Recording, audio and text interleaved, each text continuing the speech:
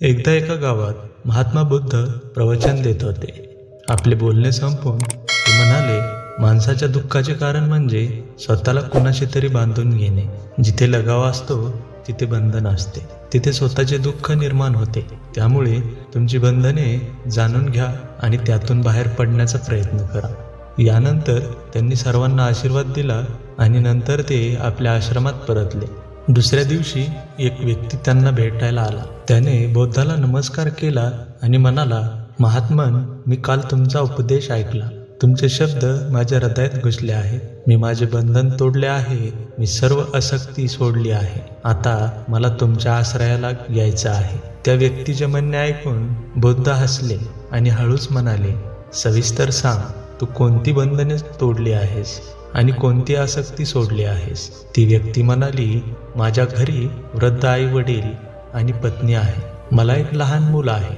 माझी पत्नी खूप आजारी आहे. तिचे दुःख पाहून मला अनेकदा वाटायचे, ती मेली तर तिचे दुःख दूर होतील. त्यामुळे मी खूप दुःखी आहे. पण काल जेव्हा मी तुमचे प्रवचन ऐकले तेव्हा मला समजले की माझ्या कुटुंबाशी असलेले माझे नाते हेच माझ्या दुःखाचे कारण आहे. जर मी त्यात मग्न राहिलो तर मला सत्य कधीच कळणार नाही. म्हणूनच मी माझे घर सोडून तुमच्याकडे आलो आहे. बौद्धांनी विचारले, तू खरोखरच सर्व बंधनातून मुक्त झाला आहेस का? बघ, तू तुझ्या मागे काही बंधन सोडले आहेत का? तो माणूस म्हणाला, नाही प्रभू, मी माझ्या आयुष्यातील सर्व काही मागं टाकले आहे आणि आता मला पुढे जायचे आहे. बौद्ध म्हणाले, असे असेल तर ठीक आहे. आज तू इथे आश्रमात राहा. उद्या मी तुला काय करायचे ते सांगेल. बौद्धांनी त्यांच्या एका शिष्याकडे बोट दाखवले. शिष्य त्याला आश्रमाच्या अतिथी कक्षात घेऊन गेला. त्या माणसाने आश्रमातील घडामोडी बारकाईने पाहिल्या. त्यांना पाहून त्याला खूप आनंद झाला आणि त्याला आपल्या सौभाग्याचा अभिमान वाटला. दुसऱ्या दिवशी बौद्धांनी त्या माणसाला एक काम सोपवले आणि म्हणाले, तुला पूर्वेला जावे लागेल. तिथे तुला एक गाव मिळेल. गावाच्या बाहेरच एका साधिकेचे घर आहे. ती तुला काहीतरी देईल. तुला त्याच्याबरोबर माझ्याकडे परत यावे लागेल. ती व्यक्ती पूर्वेकडे चालत निघाली. उन्हाळा होता. काही वेळा तो घामाने भिजला. त्याला तहानही लागली. तो विचार करू लागला की जर मी यावेळी माझ्या घरी असतो तर मला उन्हात असा घाम फुटला नसता. काही अंतर चालून गेल्यावर त्याला भूकही लागली. पण तो निर्जन आणि ओसाड रस्ता होता. आजूबाजूला ना कुठे झाडे होती, ना डबक्याचे तळे. तो पुन्हा विचार करू लागला की यावेळी मी घरी असतो तर बायकोने बनवलेले स्वादिष्ट पदार्थ खात राहिलो असतो. बौद्धाने मला इतक्या दूर उष्णतेत का पाठवले माहीत नाही. बराच वेळ चालल्यावर ती व्यक्ती गावात पोहोचली. गावाबाहेरच एक घर बांधलेलं होतं. त्याने दरवाजाजवळ जाऊन हळूच ठोठावले. एका साधिकेने दार उघडले. तिच्या चेहऱ्यावर एक विलक्षण तेज होते. ती व्यक्ती तिला पाहून मंत्रमुग्ध झाली. साधिकेने त्याला नमस्कार केला आणि म्हणाली, मला माहीत आहे की तुम्हाला बौद्धांनी पाठवले आहे. तुम्ही आत या. ती व्यक्ती घराच्या आत गेली. साधिकेच्या सांगण्यावरून तो पाण्याने हात व चेहरा धुवून चटईवर बसला. साधिकेने जेवणाचे ताट त्याच्यासमोर ठेवले. तो पटकन खायला लागला. अचानक त्या व्यक्तीची नजर त्या साधिकेच्या पायावर पडली. तिचे पाय अतिशय सुंदर होते. तो फक्त तिच्याकडे बघत राहिला. त्यामुळे साधिकेने त्याचे लक्ष विचलित केले. ती म्हणाली, ज्याला बौद्धाचे चरणी स्थान मिळते त्याला दुसऱ्याच्या पायाची गरज नसते. साधिकेचे म्हणणे ऐकून ती व्यक्ती लाजली आणि डोळे मिटून शांतपणे जेवू लागली.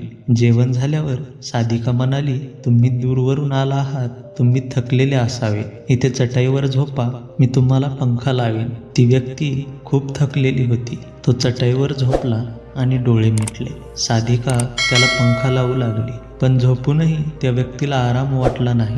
त्याने हळूच पापण्या उघडल्या आणि चोराच्या नजरेने साधिकेकडे पाहू लागला. तो विचार करू लागला, ही बाई किती सुंदर आहे. तिचा आवाज खूप मोहक आहे. ही माझी पत्नी असती तर माझे जीवन स्वर्ग झाले असते. साधिकेला त्याचे मन समजले. ती म्हणाली, शरीरात काहीही ठेवले नाही.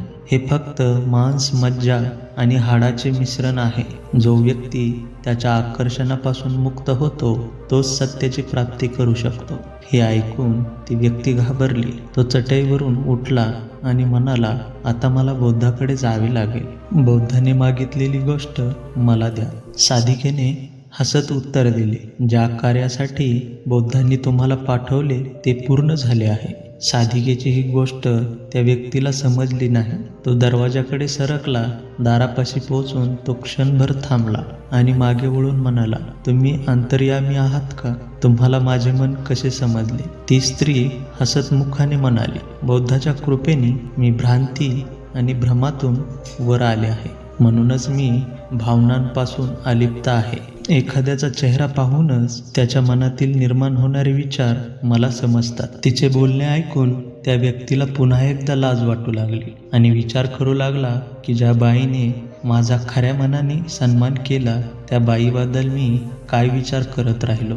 त्यानंतर तो बौद्धाच्या आश्रमात परतला. आश्रमात पोहोचल्यावर तो माणूस बौद्धाच्या पाया पडला आणि म्हणाला, महात्मा, मला क्षमा करा, मी मोठा पापी आहे.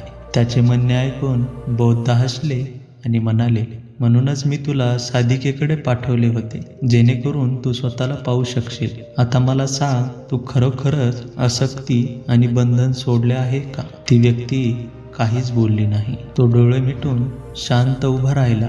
बौद्ध म्हणाले, बाह्य बंधन, आसक्तीचा त्याग करून आपण बंधनातून मुक्त होत नाही. वास्तविक बंधन आणि आसक्ती आपल्यातच असते. तू कुटुंब सोडले आणि तुला वाटले की मी मुक्त आहे, पण संधी मिळताच तुझ्या आतला मोह जागा झाला आणि म्हणूनच आज तू स्वतःला पापी समजत आहेस. क्षमा करा प्रभू. त्या व्यक्तीने हात जोडले. मग तो हळूच म्हणाला, तुम्ही बरोबर आहात. मला फक्त माझ्या बायकोपासून सुटका हवी होती. ती खूप आजारी आहे. आम्ही 1 वर्षही संबंध प्रस्थापित करू शकलो नाही. मी जास्त कमावत नाही, त्यामुळे मी माझ्या कौटुंबिक जबाबदाऱ्या नीट पार पाडू शकत नाही. म्हणूनच मला माझ्या कुटुंबापासून दूर जायचे होते. पण आता मला समजले आहे की माझे कुटुंब हेच माझे सत्य आहे आणि खरे कर्तव्य आहे की त्यांची जबाबदारी पार पाडणे. बौद्ध म्हणाले, मी जे काही बोलतो ते माझ्या अनुभवाच्या आधारे सांगतो. लोक माझे म्हणणे ऐकतात, पण त्याचा अर्थ त्यांच्या स्वार्थानुसार घेतात. म्हणूनच लोक आसक्ती, माया, इच्छा, कामना, वासना, क्रोध या गोष्टी बाहेर शोधतात. त्या गोष्टी आपल्या आत असतात. इतरांना पाहून आपण वेगवेगळ्या इच्छा करू लागतो. वासनेचा जन्म इच्छेतून होतो आणि वासना पूर्ण न झाल्याने क्रोध उत्पन्न होतो. हे सर्व एकमेकांशी संबंधित आहे. आपल्या रागासाठी आपण नेहमी इतरांना दोष देतो, तर रागाचा स्रोत आपल्यातच असतो. इच्छा असेल तर राग येईल, इच्छा असेल तर राग येणार नाही. तसेच संबंध बाहेरचे नसतात, आपल्या मनात असतात. आपण आपल्या मनाने कोणाशी तरी जोडतो आणि आपल्या मनामुळेच आपल्याला त्रास होतो. परंतु जो माणूस या गोष्टीच्या खोलवर पोहोचतो तो सदैव दुःखापासून मुक्त होतो. धन्यवाद मित्रांनो.